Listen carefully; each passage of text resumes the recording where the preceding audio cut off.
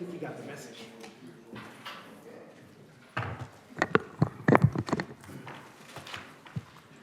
Good evening, everyone, and welcome to the February 26, 2026 meeting of the Abington Township Board of Commissioners. Liz, can I have a roll call, please? Commissioners Rosenbaum, Here. Rothman, DePlacido, Here. Laney Martin, Brown, Here. Weinrod, Here. Henry, Here. Sapone, Young Gertz, Here. Spiegelman, Here. Bowl, Here. Schreiber, Here. Bowman, Here. Vice President Vahey, Here. President Hecker. Here. Thank you. Please note that Commissioners Rothman, Laney Martin, and Zapone are excused this evening. And may we please rise for the Pledge of Allegiance. I pledge allegiance to the flag of the United States of America and to the republic for which it stands, one nation, under God, indivisible, with liberty and justice for all. Thank you. Before we get to our main agenda, I have a few announcements this evening. But before I start that, Commissioner Rosenbaum asked to make a comment, so I'm going to just turn it over to him briefly. Yeah, I just wanted to express my appreciation for the staff. I've just been in my first couple of months as a commissioner, and I've had already a number of constituents with questions, with concerns, and I've been surprised, frankly, in how responsive people in basically every department, Public Works, IT,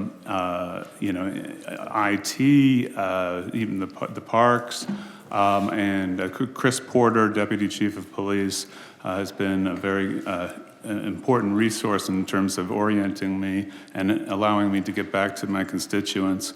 And I think it's worthy of public gratitude. Thank you, Commissioner Rosenbaum, and welcome to the board. A couple of other notes. Earlier this evening, the board held an executive session for the purposes of discussing real estate and to obtain legal advice. And I want to note several retirements this evening from the township. So first of all, Officer James Dwyer has retired after 35 years of service with the Abington Police Department. Officer Michael McCullough has retired after 30 years of service with the Abington Police Department. Dave Hendler, the Director of Records and Information, has retired after 13 years with the Abington Police Department and 31 years with the Upper Moreland Police Department for a combined total of 44 years of service to law enforcement. And Palma Biederman has retired after 21 years of service with the Abington Police Department as the Records and Operations Clerk. So let's give a round of applause to everyone from the Police Department.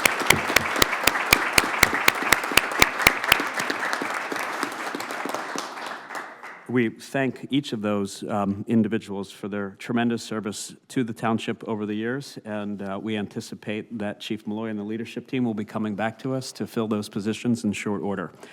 In addition, we want to take a moment tonight. I'm sure everyone in the room is not here to hear us debate fiscal policy, right? So we're here tonight to honor another individual who has spent a staggering 47 years with Abington Township. I mean, that is a half a century. And so tonight, we have the honor of honoring Mark Maxwell, who is retiring as the Superintendent of Refuse after 47 years. So I'm going to come down. We have a citation, but I just want to give you a little bit of context on Mark before we invite him and the family forward. So in March of 1979, Mark joined the McKinley Fire Company, where he later became chief for a period of time.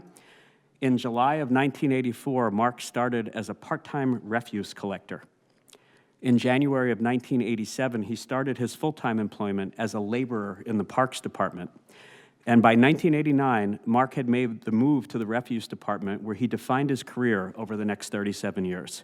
Mark progressed from collector to driver to foreman, and finally, in 2018, as the superintendent of the department. And Mark has done an incredible job through pandemics, storms, I mean, just like the rest of the staff. So, Mark, I'm going to invite you and your family forward, and we're going to celebrate you.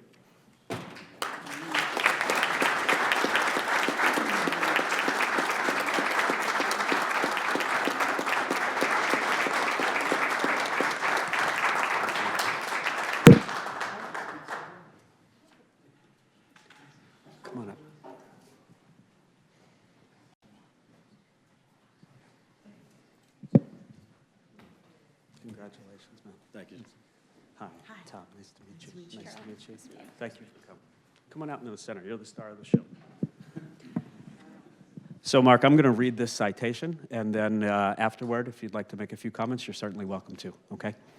And the citation reads, whereas Mark G. Maxwell served as a volunteer and an employee with Abington Township for 47 years, and whereas Mr. Maxwell has contributed significantly to the operations and success of the Refuse and Recycling Department as superintendent of the department, and has also led the way as a strong steward of the environment both locally and across the Commonwealth of Pennsylvania through his service as a board member of the Professional Recyclers of Pennsylvania.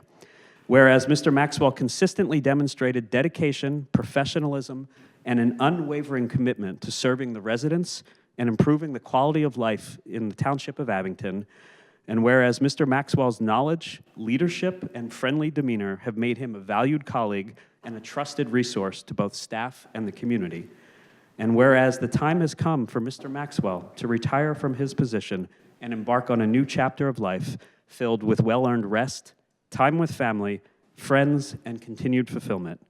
Now, therefore, be it proclaimed this 26th day of February 2026 that Mark G. Maxwell be remembered for his dedication to serving all of the people of the Township of Abington, for his numerous achievements, and is hereby recognized by this formal expression of gratitude and with thanks, with the appreciation of the Township Manager and the Township Board of Commissioners of the Township of Abington. Mark, thank you for your service. Thank you.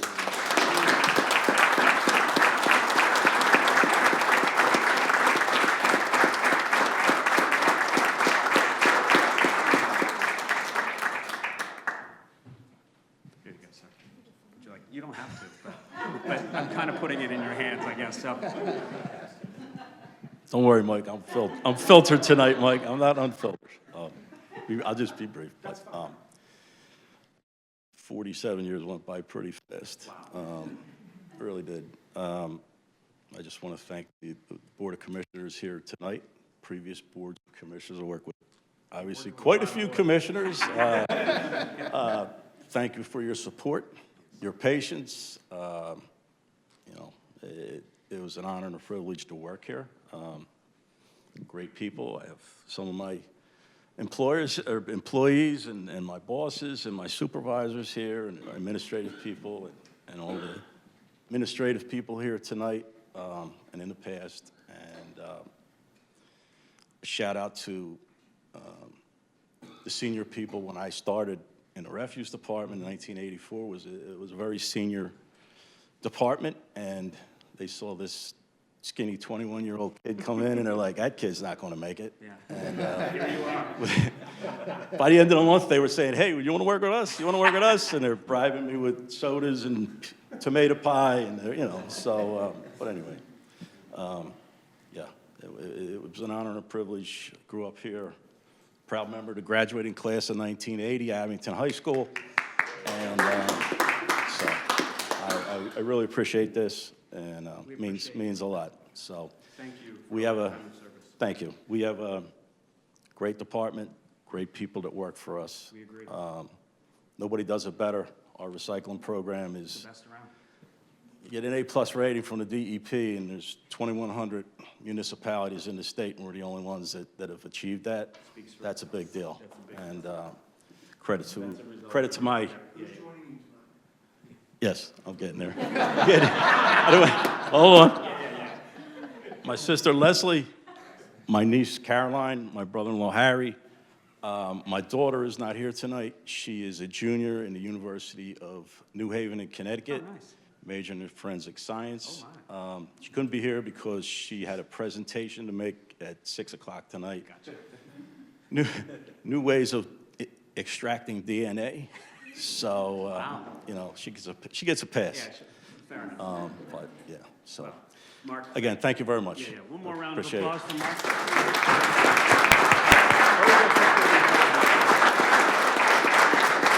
You guys want to get in? Let them get a picture.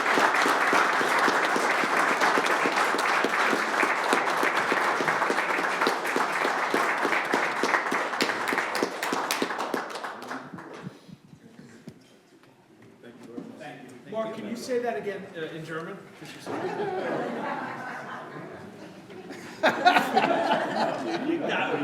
Viel Glück. Guten Abend. Viel Glück, mein Freund. Wie geht's? Vielen Dank für alles. 50 years of Hey, you're, you know, good teachers. keep in touch. I'm gonna miss bothering you.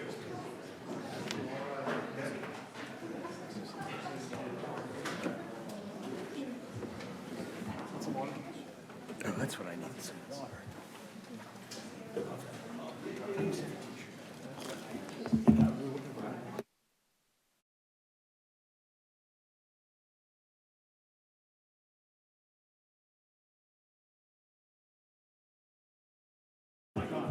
August of 1991, I bought it. You know, just my hopes and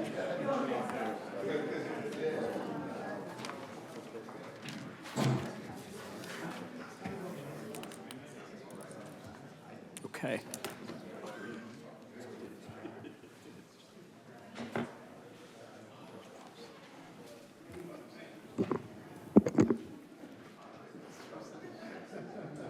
You're not going to stay, Angelo?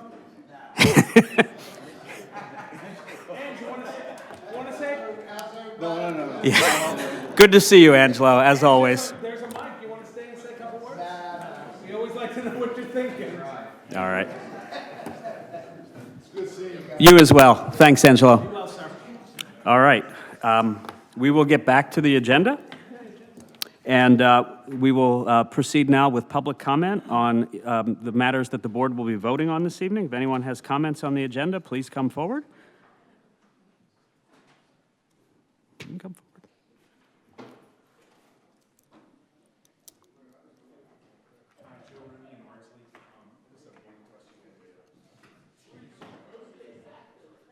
Can we shut that door? Just one quick Hold on question. one second, mister. I just want them to Sorry. shut the door. Okay, should be quieter now.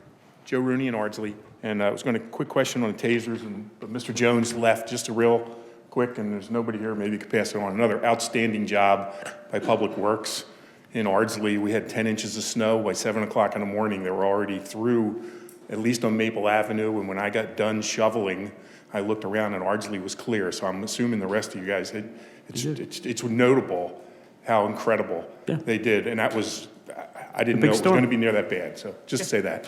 Then, so Mr. Jones, you're not here, thank you very much, and his guys. I'm just curious, the motion to approve five-year purchasing agreement for the Axon Taser 10 bundle.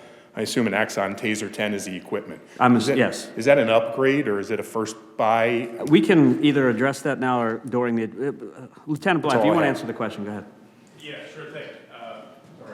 That's okay. I mean, disrupt. Yeah, the Taser 10 will be an upgrade from our current Taser 7. We're at the end of the 5-year contract period for the Taser 7. This is an upgrade for the device. The Taser 7s are being phased out by Taser. They're outdated. So this represents an upgrade. It's new equipment, similar to getting a new car. And it's, I'll add that it's one of our best de-escalation tools out there. Okay, thank you. A little tiny question. You guys get tased? Well, why don't we take that offline? All right, sorry. That's okay, thank you. Anybody else in the room wish to speak? And if not, we will turn to Zoom. Laura Lehman. So I thank Commissioner Rosenbaum for showing my commissioner, Commissioner Hecker, how it's supposed to work when a question is asked of the commissioner. There are something like 275 employees to help answer that question, and they can even call the citizen directly, or the citizen can be instructed to call them. Unfortunately, for some of us, we have had our rights removed just out of retaliation, I suppose, because Commissioner Hecker, when you don't answer any of my questions, it keeps me from being able to do what I need to do. So I hope that will stop. And the other thing I would like you to do tonight, I would like you have 3 million in escrow being returned. And I would like either now or when you get to that item, for you please to explain in some great detail how that much was held and that much is being returned. So I would appreciate that. All right, and you have told me many times, Mr. Hecker, you were going to get back to me with something, and you said it in public, making it look like you answer questions, and really, you never do. And so I think an apology is warranted from you and a new way forward. Thank you.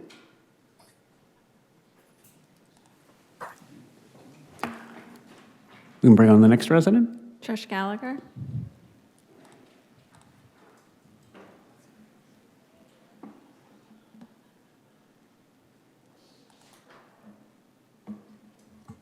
Trish, you need to unmute yourself. Thank you. Is this the time to make comment on the Monco 2040 implementation grant? Yes, it would be. Okay, thank you very much. My name is Patricia Gallagher. I'm co-chair of the Abington Township Shade Tree Commission. Good evening. And- Hi, how are you? Good, good. Thank you for entertaining my comments. Sure. I wanted to comment on this proposed grant. Like many areas of Montco and southeastern Pennsylvania, most of our township's parks and natural areas are filled with invasive plants. Last year, the township worked with Natural Lands to create a comprehensive invasive plant management plan. The plan considered 23 parks and open spaces and created a top 6 priority list that included Alvarthorpe Park, Ardsley Wildlife Sanctuary, the Boy Scout Game Preserve, Briar Bush Nature Center, Grove Park, and Rochester Parks. The opportunity to apply for a Monco 2040 implementation grant presented itself kind of suddenly, and Briar Bush Nature Center was selected as the first location to implement the invasive plant management plan if we are successful in achieving and being awarded this grant for several reasons. All of these other areas are high priority, but Briar Bush Nature Center has like several key points that make it a great place to start to implement this plan. So first of all, the estimated cost for invasive removal is within the scope of funding for the Monco 2040 implementation grant. Another reason is that Briar Bush Nature Center has staff on site who can oversee contractors who can implement the plan. A third and very important reason is that Briar Bush Nature Center is one of our crown jewels, and it serves as a hub for environmental education for all of Abington's residents. It had, I think, more than 37,000 visitors last year. It has a summer camp, et cetera. It's also in an area of the township where there are more than 2,000 people per square mile. 25% of the residents are low income, 25% of the residents are non-white, and 25% of the residents are senior citizens. And it's right around 25%, so don't quote me. It's like 26 or low, et cetera. I'm just trying to be brief. So the Shade Tree Commission, and I know I speak on behalf of the EAC, and the EAC representative may be there as well, we are strongly in favor of applying for this grant and using this project as a way to begin to implement the invasive plant management plan. This could serve as a great pilot project that would then demonstrate success and give us cause for applying for additional funding from other sources to implement the plan at other parks. Thank you very much for your attention. If you have any questions, please feel free to ask. Thank you, and thank you for your service. We appreciate it. Thank you. Okay, with that, we will go back to the agenda. But before we do, Mr. Chrisman, maybe we can answer that question, because the agenda item that was brought up by the resident is on the consent agenda, and there won't be any time for questions. So the question, and maybe Mr. Hassan can answer, is just, so the escrow amount returned was $3.3 million, which is on the high side. Yes, so Mr. Hassan is online tonight to discuss the escrow release. You can identify why the Yeah, why don't MPC we just get a requires quick that explanation? amount of It's on escrow. the consent agenda, so I don't think it needs a lot, but I think we can put it out there. Good evening, Cal. Good evening, Commissioners. So yeah, this item is on your consent agenda for tonight. As we all know, this project received final approval back in, I believe, around June of 2024.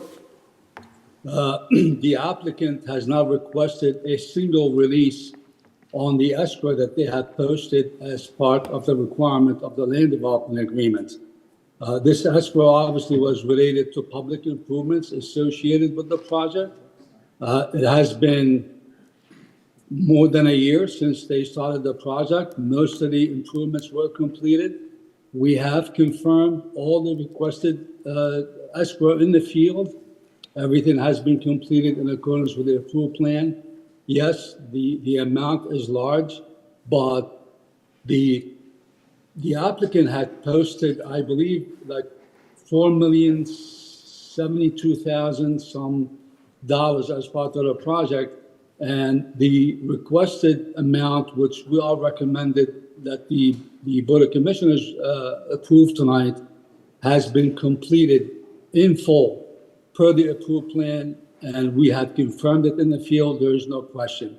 Usually you don't see this large amount all in one shot. The applicant could have easily, every month since they started the project, requested drawdown on the escrow, but they decided not to. Okay. It is all within the parameters to request one release or several releases. In this case, they waited. They opted for one. Now they requested this amount. Gotcha. Oh, Cal, that's a good explanation. We appreciate you providing that. Thank you. Yep, so with that, we will turn to the consent agenda, and I will turn to Vice President Behe. Thank you, Mr. President. I move for passage of the consent agenda listed as items A through E. I so move. Second. It's been moved and seconded. All those in favor? Aye. Aye. Any opposed? Consent agenda carries. We have no unfinished business this evening, so we will move right into new business, and I will once again turn to Vice President Behe. First item of new business is BOC-06-022626. Motion to approve the honorable discharge service-connected disability pension for employee number 3737. I so move. Second. It's been moved and seconded. Any comments or questions? Hearing none. All those in favor? Aye. Aye. Any opposed? The motion carries. Next item is BOC-07-022626. Motion to approve the preparation and advertisement of the American Rescue Plan Act Pavilion and Trail Projects bid, and I so move. Do we have a second? It's been moved and seconded. I'm going to ask Ms. McElbain to come forward. That seems very formal, Ashley. Sorry. That's okay. Thank you. You're welcome. In addition to this agenda item, I've been asked to give a brief update of where we are with both the pavilion and trails, but the field updates, which the board authorized previously. So I'm just going to give you a very brief presentation. I'm sure many of you have seen work within your wards. Work is underway, which is really exciting. So that being said, I will give it a second to populate. Oh.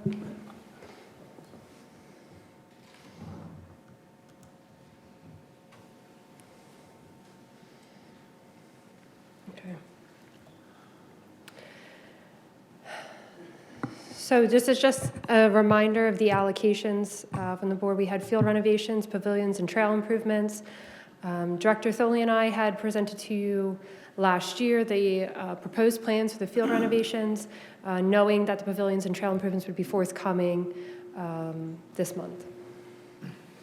So for the field improvements, we put this out to bid as intended in October. The bid was due on November 11th. We had three bidders. We had anticipated an approximate cost utilizing CoStars, which was again an approximate of about $650,000 for the field improvements, and then we had some alternates included within that bid for those remaining dollars. What we found is once we put that out to bid, that wasn't not reflective of the costs that we saw. This was an RCO project, so we did go through the RCO certification process. So we were able to get 3 bidders. However, the lowest bidder was 1.2 million over for just the fields. With the alternates, it was 2.2 million. We put the project back out to bid just for the soccer fields. I'm going to talk to why that was the case. That bid was due on January 27th, and although we did have several contractors who certified for the RCO, none of them ultimately put in a bid.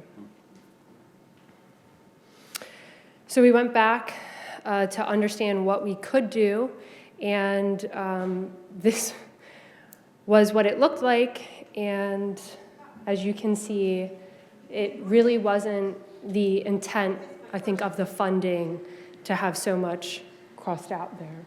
And so subsequently, I met with Public Works and Parks to figure out how do we move this forward with as many fields as we can in the time frame allotted. So we know that baseball season starts in April, and that is the expectation that we would have this work completed by then.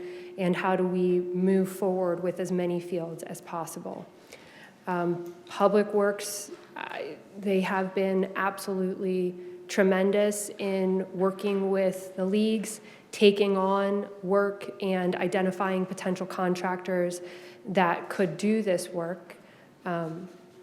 And we were able to find a CoStarz vendor who was RCO qualified so that we wouldn't have to put the project out to bid to do dugouts, to do backstops, to do baseline fencing. And Public Works agreed to do the oversight of that contractor as well as concrete work and some of the restoration so that we could move from, I think it was 5 parks and 8 fields to being able to do 8 parks and 15 fields. So nearly doubling our capacity and also doing more. Oh, I don't know what is going on here. Even my font's changed. I'm totally thrown off, but doing more than we anticipated. So that was a huge improvement. As you can see, these are the facilities that are getting improvements. Most of them are complete or in the works.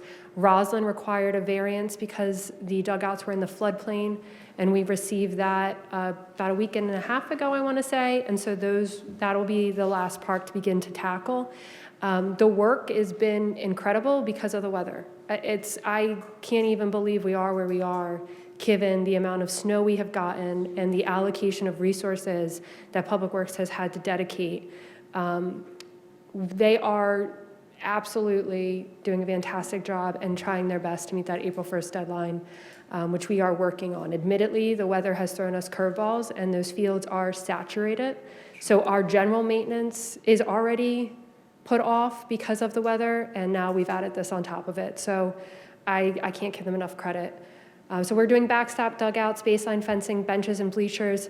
Each of those parks has a variation of those components. It was really based off of a needs assessment, given the dollar value. Some parks have had recent backstops. We only had to add netting.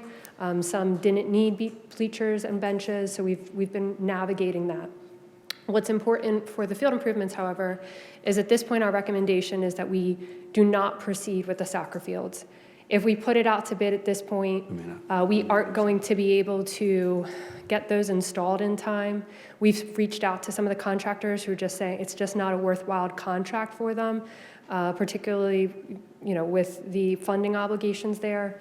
And there isn't an ability to exempt us from the RCO in order to put that out because it falls under the RCO threshold. So we are recommending the reallocation of the dollars that are set aside. That total is $257,000. I'm working through that now with Public Works to figure out what we want to spend that money on, which will likely be maybe another dugout at a few fields. One of the things we have been hearing is the need for equipment storage, getting away from the metal boxes that may take off your hand and moving more towards a shed-like structure. So we are evaluating costs for that. And it is my goal to have all of those funds under contract or committed by April to meet the 12/31 deadline. Yeah. So moving forward, tonight is the pavilion and trail bid. The pavilions, we have $440,000 committed, and for trails, we have $253,000. For the pavilions, at this point, we are looking at a new pavilion at Rubicam. At Alvathorpe, large pavilion needs maintenance. That is the work that's anticipated. And between the Rubicam and Alvathorpe Park, we're hoping to have about $123,000 left over that we could spend on gazebos, seating and tables, and sunshades at some of our parks that get extremely hot, and there's not the trees there or the ability to plant them just due to slope. So we are working through that. We are trying to be as cautious as possible. We kind of learned on the first round to just be mindful of that. We have found a CoStar's RCO qualified vendor that can do prefab structures, so that may help us streamline the construction of the new pavilions. And then for trails, we're looking at Ardsley and Roslyn. Both of those have existing trails that are either informal or are getting washed out. So we're looking to formalize those trails, make them safer. And then we've been talking for several years now about Manor Woods. The Manor Woods design is underway. We're working through that. And the intent would be whatever remaining dollars to begin on that. So here's the anticipated schedule. If we get the authorization to prepare and post the bid, we're hoping to have that bid put out by the week of March 6th. I hope to be back before you in April with a motion to award, and then construction on the pavilion and trails would be through May and September. Like I said, if we're able to go with a prefab structure vendor, that will help expedite the time. But Alvathorpe in particular, we're being very mindful to try to do work just during the week, not on weekends when we have the rentals. We want to make sure that site's still usable. So we're going to give them a little extra time for that. Makes sense. And that's all I got. Great. Ashley, thank you for your diligence on this. This has been a monster project for several years, and we appreciate you staying on top of it. Are there any comments or questions as it relates to the agenda item? Okay, thank you. Thank you. Hearing none, all those in favor? Aye. Aye. Any opposed? Motion carries. Last item of new business is BOC-08-022626. Motion to approve a 5-year purchase agreement for the Axon Taser 10 bundle, and I so move. Second. It's been moved and seconded. Any comments or questions from members of the board? Hearing none, all those in favor? Aye. Aye. Any opposed? The motion carries. That concludes the new business tonight, Mr. President. Thank you, Vice President Vehy. We'll open it up for general public comment. If anyone wishes to come forward, please do so. State your name, and you have 3 minutes.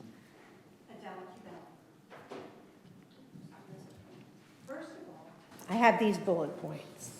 Adele Cubell, oh, it started. Restart the clock, please. Go ahead and begin. Okay. I have these bullet points. First of all, Lori Schreiber giggled and thanked while thanking a citizen speaker on February 12th for you directing the F word toward another citizen. Lori Schreiber just won the Martin Luther King Award. Clearly, the wrong individual wins awards here. I have stated numerous times that Evergreen Manor, Carebrook, and the Boy Scout Preserve have lost nearly every single tree. This sentence can't even go in the minutes. Under this leadership, our environment is being destroyed. Why are you not addressing the loss of acres and acres of trees? I would like an answer. Now, I also want to say that it's 1527 Shoemaker. 1527 Shoemaker has turned itself into an obvious construction site. I have mentioned numerous areas in Abington that are residential housing neighborhoods turning into construction sites. Why is 1527 Shoemaker allowed to have bags and bags of materials for construction work in front? Wheelbarrows of all types and sizes, snow plows and other construction vehicles parked all the time. These snow plows are huge. They extend too far into the street. And this is becoming all over a safety concern in our neighborhood. I want the blight stopped. You cannot build blight to destroy neighborhoods and force people out. This is what billionaire developers want. This has to stop. Code enforcement is not doing their job. So I'm going to ask community policing to step up. We have severe decline. Having chat with a cop, cookies with a cop, coffee with a cop, it's not doing what it should be doing. We have serious decline here that needs to be addressed. When I am talking that on Old York Road, the same businesses are missing light poles, street light poles for years, and you're not doing anything, community policing needs to step up. These light poles are not being ordered. Roman Delight approached, I believe, Mr. Spiegelman at the restaurant and asked him about the light pole in the front. Nothing's been done. This is over a year and a half. I've mentioned it at least 3 times. Roman Delight needs a light pole. Dunkin' Donuts has had no light pole in over 5 years. Why? You're not ordering it. Numerous other Old York Road light poles are missing, including the one in front of Raymore and Flanagan that was just hit by a car. All of them are being hit by cars. We have severe traffic issues that Ballards could address. Thank you. And you Your will time has not do expired. it. Please take your seat. Thank you for your comments. Community policing needs to step up. Please take your seat. Is there anyone else in the room that wishes to speak? You're not If so, doing please your come job, forward. Mr. Hecker. Last time I spoke here, you interrupted me over 16 times. I counted it. I didn't interrupt you once tonight. Take your seat. Please- What about last time? Over 16 times. Well, you can come forward.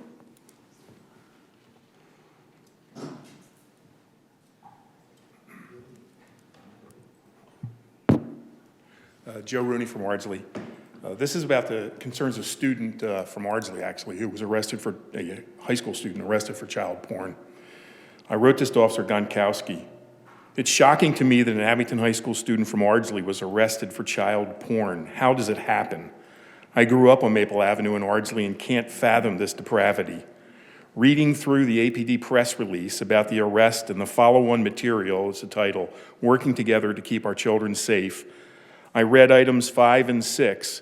Both our school district and our public library meet the warning signs of several of those bullets. Item 5, here are some warning signs. Ask to keep secrets from parents. Our school district has specific policies that direct keeping secrets from parents during conversations with students about sexual matters. Item B, it's the second bullet.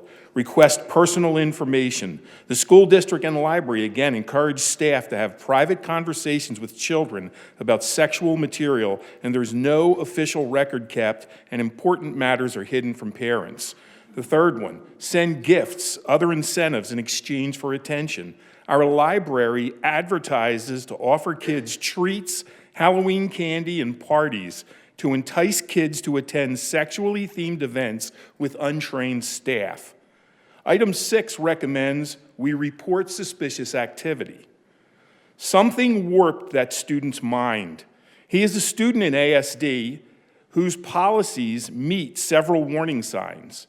Our public library openly advertises for tweens and teens to attend sexually themed events. What records are kept? What oversight is there? What is a tween? How did our publicly funded institutions contribute to the poisoning of the mind of this poor student? I believe our local government played a part and continues to sexualize our kids and hide important information from parents. It is time to stop. Finally, look at the horrible sexually themed material in the young adult section of our public library. It is shameful and preys upon the mind of troubled young adults like this poor student. It is time to stop. Now, second, I hoped we'd had time to talk about the other one. There was a woman murdered in Rockledge by her husband. Dino Siliberti wrote an article about it. It was on Huntington Pike. I don't know what part of whether Rockledge you're going down there. And basically, court documents also reveal that the perpetrator, Luna, has an extensive criminal history, including arrests for robbery, burglary, grand theft. He was also arrested numerous times for illegal entry into the United States and re-entry after deportation. He was a criminal, illegal alien. If we had deported him, that poor woman would still be alive. Finally, from Ms. McIlvain's presentation, the RCO is costing us money and making projects take longer or not even get done. Thank you. Is there anyone else? Okay, my microphone's off, and please come forward. Hello. Good evening. My Just name state is your name. for Heather the- Fry. Thank you. I am a resident of Roslyn. I have been for 34 years. I am here tonight as a parent. There is an active protection from intimidation order involving my 2 children. The order was issued by the Montgomery County Court of Common Pleas and it is currently being violated. A judge has determined that protection was necessary, and my concern is that it is not being enforced. When violations of a court order are reported, there must be clear and consistent response. I have reported over 24 violations to this protection order to the police, and there appears to be confusion about how to enforce a protection from intimidation order. The uncertainty is very alarming to me. A PFI is a court-issued order, just like a protection from abuse order. It carries legal authority and it is enforceable. It exists to protect people from intimidation and retaliation. I am asking for a clear explanation of how protection from intimidation orders are enforced in Abington Township. I am asking that officers receive training so there is no uncertainty in the future, and I am asking for a designated point of contact for reporting violations. It's not about politics, personalities. My children have not been able to go to school safely since September of this year. So I'm sorry.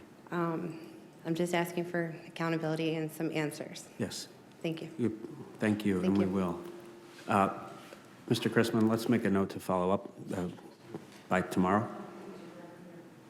Okay. Is there anyone else in the room that wishes to speak? And if not, I'll turn to Zoom. Laura Lehman. Laura Lehman, Meadowbrook. I actually am shocked that there is not a representative from the police department in the room. There is. Well, then why are they not answering? Ms. Lehman, we're not going to do that. If you have comments, you can feel free to make them. I'm not going to go back and forth about the previous speaker. So I'm making them. You're the one who interrupted me. I'm making them right now. And I am shocked that we don't have somebody who would be in the room to answer that on behalf of the police department. And as we always did have before this administration cleared out every logical rule and process and procedure that we had public works people here, the parks people here. We had people here to answer questions and to clarify things. We have now created a situation where things are rarely clarified.